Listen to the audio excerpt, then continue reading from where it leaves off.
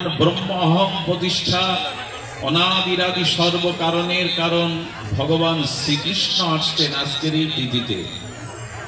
তিনি যে তিথিতে এসেছিলেন সেই তিথি আমাদের হৃদয়ে সপ্রকাশ ঘটুক, মন্দিরে নয়, পূজায় নয়, ঘণ্টায় নয়, আমাদের হৃদয়ে ভগবানের আবির্ভাব ঘটুক। তিনি এসেছিলেন কিভাবে লক্ষ্য করুন সেই সময়টাকে। বৈবস্বত মন্বন্তরে অষ্টবিংশতি দাপরের অন্তভাগে এই বিষয়গুলো একটু জানতে হবে স্বয়ং ভগবানকে নির্ণয় করতে গেলে। বৈবস্বত মন্বন্তর, আমাদের মন্বন্তর 14টি, এক একটি মন্বন্তরে এক একটি ভগবান মনু থাকেন। বৈবস্বত সপ্তম মন্বন্তরে, বৈবস্বত মনুর সপ্তম মন্বন্তরে অষ্টাবিংশতি দাপরের অন্তভাগে, চতুর্যুগের দাপরের অন্তভাগে কলি শির ও কলির প্রথমার্ধকে বর্ধন করে প্রথম ভাগ পরাভূত করে, আর যিনি এসেছিলেন তিনি কে? এসেছিলেন ভাদ্র কৃষ্ণাষ্টমী অষ্টমী তিথিতে। তিনি এসেছিলেন বুধবারে, বারটি ছিল বুধবার। তিনি এসেছিলেন হর্ষণ নামক যোগে। হর্ষণ মানে অনন্ত বিশ্ব ব্রহ্মাণ্ডের যা কিছু বিশ্ব প্রকৃতি পরমানন্দে উদ্ভাসিত হয়েছিল স্বপ্রকাশে, আর দোষ স্পর্শ রহিত রোহিণী নক্ষত্রকে আশ্রয় করে ভগবান আবির্ভূত হয়েছিলেন। রোহিণী নক্ষত্রের ক্রিয়া কি না, যে নক্ষত্র উদিত হলে সর্বদোষ প্রশমিত হয়ে সর্বমঙ্গল আর প্রকাশন, এটি হলো রোহিণী নক্ষত্র।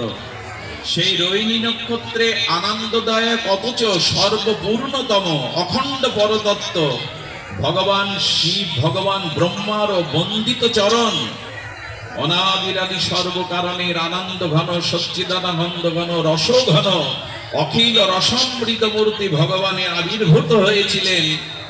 তিনি দেবকীকে, যশোদাকে আশ্রয় করে, আর পুত্র উৎপত্তির ভক্তের অনুভববেদ্য মনোবাসনায় ভগবানের আবির্ভূত হয়।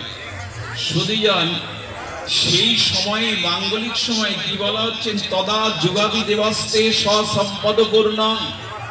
ভগবান যখন আবির্ভূত হচ্ছেন, স্বপ্রকাশ হচ্ছেন, তখন কি হচ্ছে? সর্বদেবগণ, অনন্ত দেবগণ তাদের স্ব সম্পদ মাধুর্য প্রকাশ করে দিয়েছেন। কি সেই মাধুর্য? অর্থাৎ শ্রীকৃষ্ণের আবির্ভাব রজনীতে, কৃষ্ণাষ্টমীতে সমস্ত দেবগণ তাদের স্ব মাধুর্য ঐশ্বর্য বিকশিত করেছেন। করবেনই তো।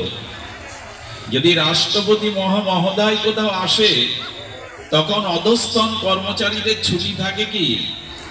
তারা কি ছুটিতে যেতে পারে? তারা প্রস্তুত থাকে, রাষ্ট্রপতি মহোদয় আসছেন। তারা তাকে বন্দনার জন্য, স্তুতির জন্য, সম্মানের জন্য যেমন থাকেন, ভগবান শ্রীকৃষ্ণের শুভ আবির্ভাবে তেমনি অনন্ত দেবকুল, অনন্ত দেবতাগণ তাদের স্ব ঐশ্বর্য মাধুর্য নিয়ে তিনি প্রকাশ হয়েছেন। তুলসীটা এইদিকে একটু সরিয়ে দাও, এখানে দিয়ে দাও। আর সে সময় কি হয়েছে? শ্রীকৃষ্ণের দর্শনে পরম ভগবান আনন্দ ঘনমূর্তি, রসিকেন্দ্র মৌলিক, রসিক শেখর, ব্রজেন্দ্র নন্দন, ব্রজের জীবনকে দর্শনের জন্য শিবাদি ব্রহ্মাদি সমস্ত দেবগণ আর তারা প্রস্তুতি আছেন। নিয়ে আসো। বিভু বিনা সত্যং ধ্যানং ত্রিদাং বিনা মখ। ভালো করে মন দিয়ে শোনো। বিনা তাপর অষ্টং হরির নাম কলিঙ্গ বিনা, বিনা মধুম সত্তলাদি বিনাঞ্চ পাকিমাশ্রুতা, বিনা শরদম্বুজ সল্লি ধানং পরম বিনা। কি অদ্ভুত জীব গোস্বামী পাদের অনুভূতি। শিশিরেণ বিনা মাঘং বিনা অম্বুজ বিস্মৃতি, বিনা জ্যোতিশাস্ত্রেণ গ্রহণাং সুবদা স্থিতি, বিনা গুরু প্রভাবেন পরিপুষ্টনং হরে, বিনা শ্রুতি প্রতীতা সপ্রসিতা হসৌ যশোদয়া। শুনলে হৃদয় জুড়িয়ে যায়। ত্রিতাপ দগ্ধিত এই সংসার দাবানলে দগ্ধিত জীবের প্রাণ সুশীতল হয়ে যায় যদি শোনা যায়। ভগবান যখন আসছেন তখন কি হলো? তখন সত্যযুগ ব্যতীত ধ্যান প্রকাশ হয়ে গেল।